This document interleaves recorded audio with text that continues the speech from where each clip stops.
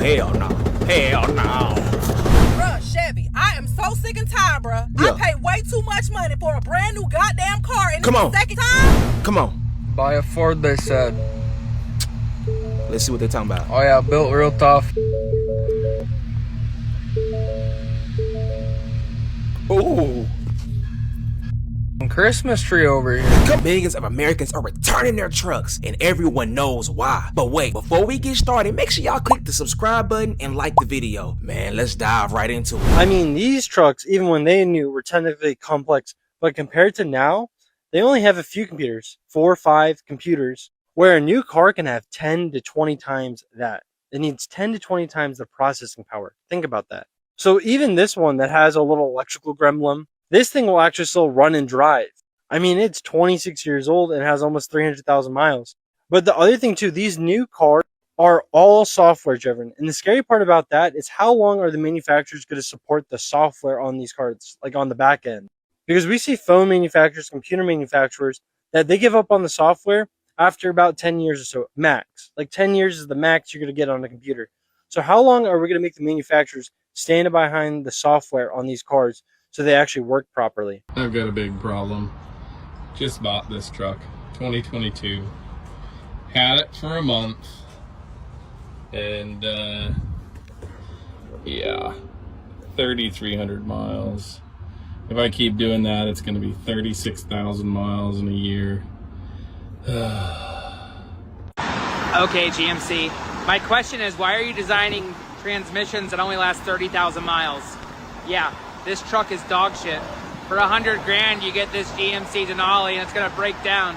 Just a heads up to everyone else that are buying these pieces of garbage. GMC just broke down in the middle of the road, bro, and everybody else is having these same transmission problems. They don't want me to tell you this because it cuts into their profits, but this is a scam. Look at these things. What do these have that old trucks don't? Tell me in the comments. Backup camera, $60 on Amazon. Besides, just crash into somebody. Be a man. It's 2026. Bluetooth, $16 tape. This one gets better fuel economy. Does it? What, 8 miles per gallon? Guess what that works out to? $350 a year savings. It's all planned obsolescence. Why are we all stuck in this debt trap where we think that spending $80,000 on a truck that's going to cost you $1,600 a month is a good idea? How? It's modern day slavery. For me, I'm done. Are you done? The real reason why these new trucks and cars aren't going to last is not because they're going to have a major mechanical issue or they're going to rust out all the way. Now, we will see that with some new cars, right? You will see like the Tundra or the 6.2 liter from GM, or we saw the EcoBoost with the wet belt system when they blow up.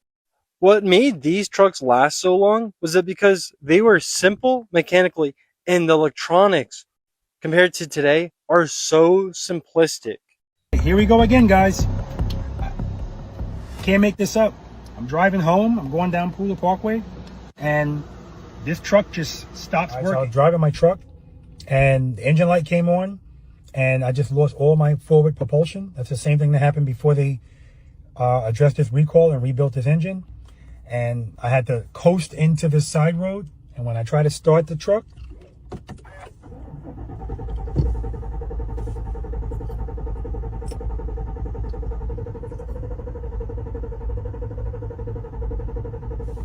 nothing's lit up. It's just, I don't know what's happening. Trying to start it, and it's just cycling. And then it speeds up the cycling. But while it's doing that, nothing's on the dashboard. And when I try to stop, when I stop that, then everything comes on the dashboard, but I have no power to move the vehicle. It won't start. So waiting for a tow truck now. We'll see what happens. So guys, this is a $95,000 truck. $95,000 for this GMC Denali, dead on the highway a second time, and he still can't explain why. I changed my mind on the new TurboMaxes. This is a 2022. It's in park right now, I'm doing that. It's got 27,000 miles. Check engine light come on. It won't hardly go in reverse, won't hardly go in drive. We got 1 gear left. 27,000 miles. Have you noticed that pickup truck beds just keep getting smaller and smaller? Yeah, these two trucks right here have the same bed length. It seems a little goofy when you see it side by side like this. Well, you're not imagining things. In 1979, the average truck bed length was about 64% of the entire truck's length. In 2021, that was reduced to 37%. At the same time, pickup trucks keep getting bigger and heavier. A 1979 Ford F-150 would have started around 3,000 pounds. A 2021 F-150 XL would have started around 4,000 pounds. And the caveat to this whole thing is that you can still get that regular cab with a long bed. It's just that nobody really buys them. Everybody wants the short bed with a crew cab and tons of space, and I'll tell you why. This has been deeply studied by the people making these pickup trucks. They know that people want the appearance of a tough, capable, powerful vehicle, but their use case is much more like a minivan. Ain't even a pickup truck no more, bro. It didn't lost the purpose. It didn't lost its plot. Old pickup trucks were way more reliable, bro. You can use it for everything. If you was a dad with a pickup truck, you was good. Everybody wanted you. Everybody said, hey, move my couch for me. It's getting out of hand. Jesus. 7,000 miles on a 2025. Everyone talks about how these Chevy frames get all rusty pretty early on. So this is a 2025 with like 12,000 kilometers, maybe 7,000 miles. She's looking pretty rusty, fellas. But it gets better. Look at that. Jesus. 7,000 miles on a 2025. And you get a frame that looks like that? Jeez. Now look, granted, we are up here in Canada where they salt the roads to living hell, but I mean, you know, you'd like to think the frame wouldn't rust that soon. I don't know, maybe I'm crazy. What do you guys think? Is this acceptable? GM, they don't paint their frames. They put this waxy stuff on it. And it just, I don't know. It's interesting. It's interesting that they don't paint their frames and their frames seem to rust the fastest. Is that a coincidence? This right here is why the 2019 and up Ram 1500 is the worst truck you can buy. You are absolutely getting scammed out of your money. And this is personally why I will never buy a Ram truck, because of the corners cut in engineering. The fact that the 2019 plus Ram 1500 has plastic upper control arms is actually insane to me. You are cutting costs so much that you put plastic upper control arms instead of metal upper control arms. Absolutely nobody said, hey, my metal control arms suck. I really want plastic upper control arms. And you wonder why nobody is buying your trucks anymore, why sales have absolutely dipped. It's because you cut corners. You absolutely try and save money any way you can. Then you're going to upcharge the customer for the new big screen, for all the stupid technology features y'all have. But give me plastic upper control arms. That is completely unacceptable, especially with how expensive these trucks are getting nowadays. Like, just come on, do better. I've never seen a car this new with such low miles. It's destroyed, and it's not destroyed in the way you think it is. But man, is it really starting to rust under here. This thing is a 2023, and every part of this frame that I can look at has a good amount of surface rust on it. And this thing only has 15,000 miles on it. I mean, the truck bed is still in really good shape. I mean, the interior practically looks brand new. I mean, fabric, no wear, absolutely no wear. And as you see there, 15,506 miles on it. I'm just so confused how there could be this much rust. We're not up north. This isn't a plow truck, but it is four-wheel drive. But this has to be one of the worst shifters ever made. I hate that spin dial shifter. I mean, look at the front there. The grounds are almost gone. I mean, it's absolutely wild. And this thing has a car wash subscription, so I know it's going to the car wash during the winter. I just don't know how it's this bad. That's absolutely wild. I mean, is it just a quality issue? Is it a RAM issue? I've never seen something like that so early on in a car's life. 15,000 miles on a Ram and it's already doing all that rotting? That looks terrible. Here go these fucking trucks again. Brand new 2025 Kenworth. Don't know what AEB stands for. Like in your lane assist, whatever. Broken. Camera sensor in the front that shows you the speedometer and whatnot. Or stop signs and all that shit. Broken. 23,335.2 miles. Man, I don't know what the deal is. These electronic trucks are obviously pieces of shit and they're gutless. My dog has more horsepower than this fucking thing, but anyway, we broke it. If you drive a Ram truck, you definitely don't know shit about trucks. And that includes me, by the way, because I'm sitting in a Ram pickup right now, 2021 Ram that I bought 2 years ago, 1500, whatever. Bought it 2 years ago. This thing has been nothing but problems. It's constantly giving me some new shit for no reason. Like regular driving, constantly having problems. At work, we got Ram pickups, constant problems. Rear diff went out the other day, no reason at all. This is like regular driving. Constantly some random shit. And then half the time it'll just go away. Like, what are these things? You know, I bought this 2 years ago thinking like, oh, you know, it's a nice pickup. I don't really have too hard of a preference for trucks. I do prefer a Power Stroke over any truck, but I didn't have I had no need for a diesel, so I didn't get a diesel. Got this Ram thinking, you know, nice pickup, whatever. Turns out I was fucking wrong. Because what the hell is wrong with these things? They're easy to work on, and apparently it's because they constantly have problems. Just stick with your Ford. Why go buy something new and reliable when you can buy something like this? Instead, just go buy a Facebook Marketplace special. This thing costs about $6,000. 16 years old. It's a 1500. It has a V8. Sure, yeah, you can go and buy newer trucks and buy something that's brand new with warranty off the lot. Sure, you could do that. Spend anywhere from $40,000 to $80,000. Or you can just buy something like this. This is my 2010 4th gen Dodge Ram. No, it doesn't have the Hemi. And guess what?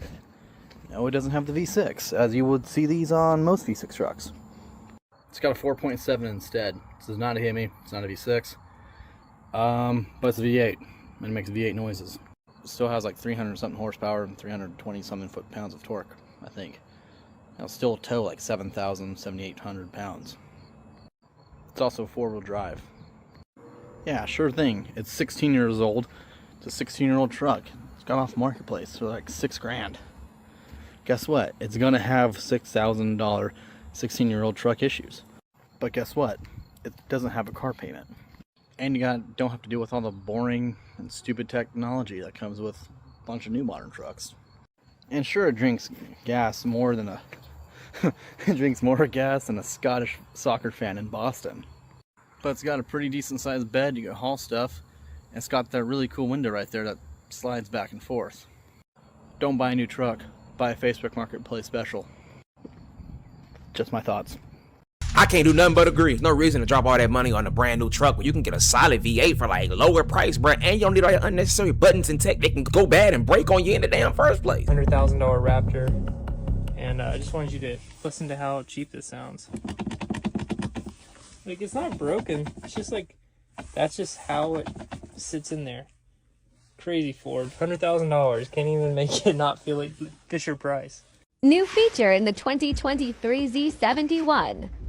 Do we love or hate it?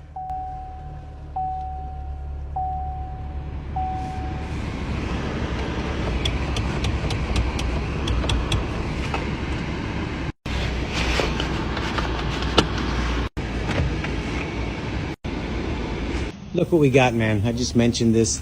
2019 Ford Ranger. Wonderful piece of fucking vehicle. Look at it. Big fucking XLT Ranger. You'd think there'd be a 460 in this. But it's got a 2.3 turbo, which is completely fucked, knocking like crazy. And I gotta take it out. Nowhere to get torque converter bolts out. Look what you gotta do. You gotta remove that fucking starter way up underneath everything right there. You ain't changing that motherfucking starter in a pinch. You are completely butt fucked from the ass behind with a horse dick. They'll ban this video, but I don't give a fuck.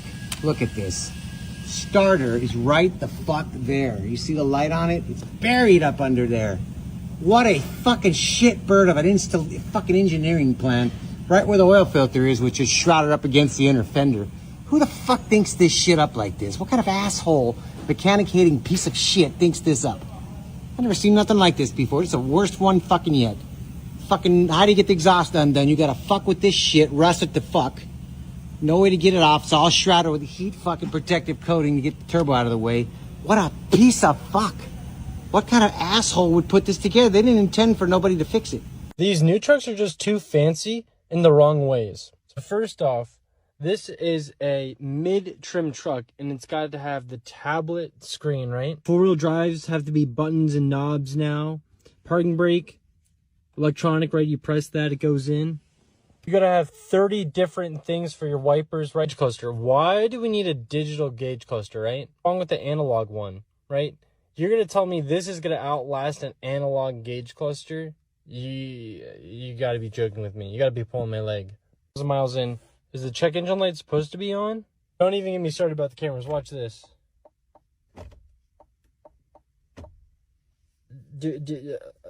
What's the mirrors for? Why do we need that? Like, and then the other thing too is I hate how all this stuff is integrated together, right? You can't just, when this radio breaks, and eventually it's going to break, right? You don't have 10-year-old iPads that still work, right? So when you replace this, all this stuff is integrated together, so you can't just replace it. But it's a great idea though, because then it's going to make you have to get a new truck, because your radio broke. And then to add all this technology, they not only made these trucks basically cheaper with the parts, but then they've made them more expensive. So it's like you're getting a worse truck, but paying more for it. So that's what I'm saying. All these bells and whistles just for the whistle to get stuck in your throat. All it's gonna do is break, and then you already know you gotta go to the mechanic, and then they can be the only one that can fix it because they got locks and all types of computer systems and AI technology. Boy, you're cooked. You get that truck and it's messed up, it's over with. Boy, you might as well go and park the truck at the truck shop because it's not coming out of there. Buy a fucking Chevy, they said. It's a great car, they said. American vehicles, easy to work on, they said. Well, they're not fucking easy when they stupid shit like this strip. Hey, let me show you how good this thing sounds.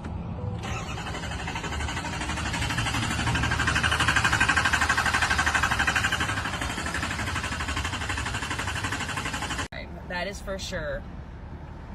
Yeah, I've dealt with them before. It's do we know what's going on with it so far? Yeah, about 10 things.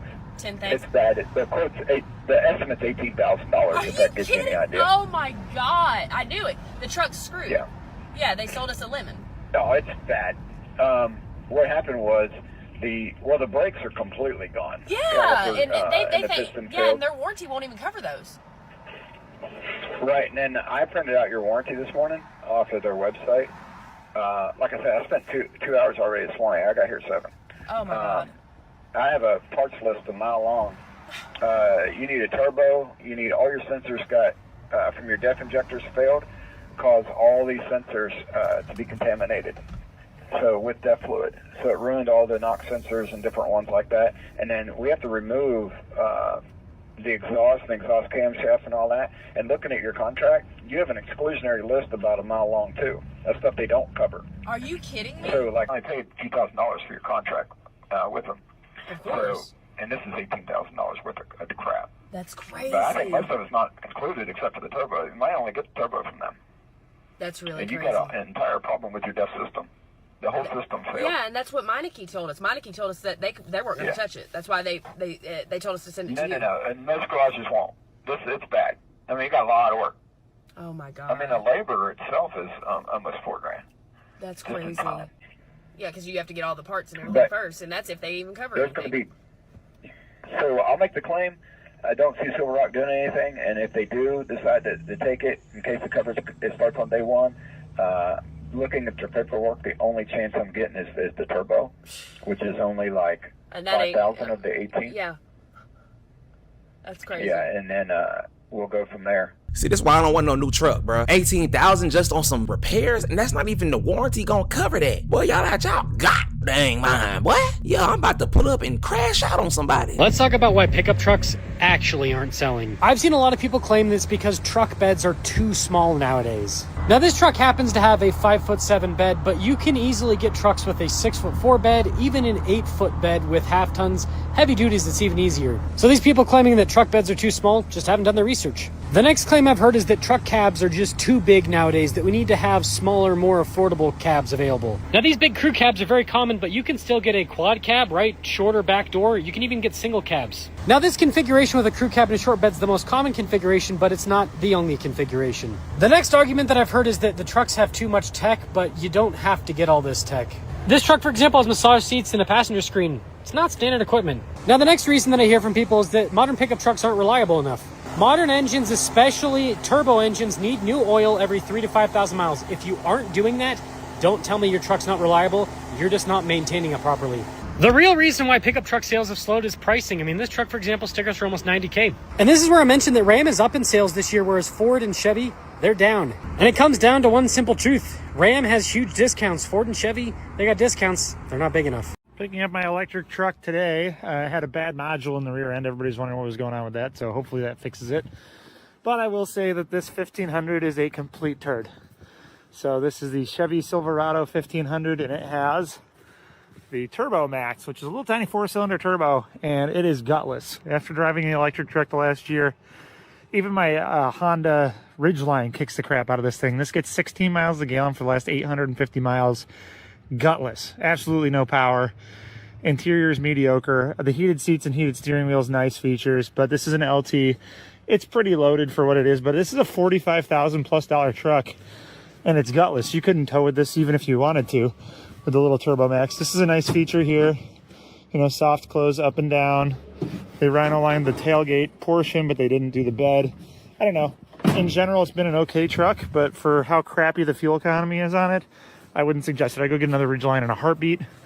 Probably not a Chevy electric truck again, but it's definitely got way more ass than this thing, and it's way more comfortable to drive, and it gets better economy in general. But yeah, this is not impressive at all. Well, here she is, brand new 2027, top of the line. You want to take her for a test drive? Are you kidding me? Yeah, I've been saving for this thing for like 3 years. Let's go. Hello. Before we begin, I will need to assess your current state. Please look into the camera. The camera? Okay, sure. Scanning.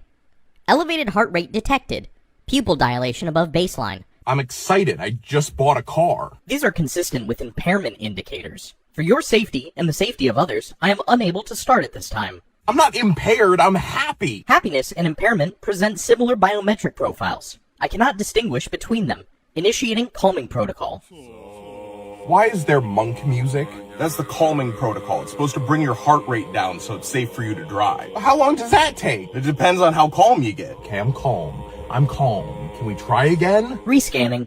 Heart rate elevated. Stress indicators present. That's because the car won't start. I understand this may be frustrating. Would you like me to increase the volume of the calming protocol? No, I don't want more monks. Increasing monks. Is there an override for this? Well, there's a federal override form, but it takes 3 to 5 business days to process. 3 to 5 days to drive my own car is for your safety. Okay, well, what if I just sit here until my heart rate goes down? That is the recommended approach. Current estimated wait time is 47 minutes. 47 minutes? Your heart rate increased when I said 47 minutes. New estimated wait time is 1 hour, 12 minutes. I want my old car back. We already processed the trade-in. I sense despair. Transitioning to ocean sounds. That's funny, but it's also sad, man. Share y'all thoughts in the comments, man. Let me know if y'all got a bad truck, or let me know if y'all like old school trucks, man. These new trucks ain't worth a damn.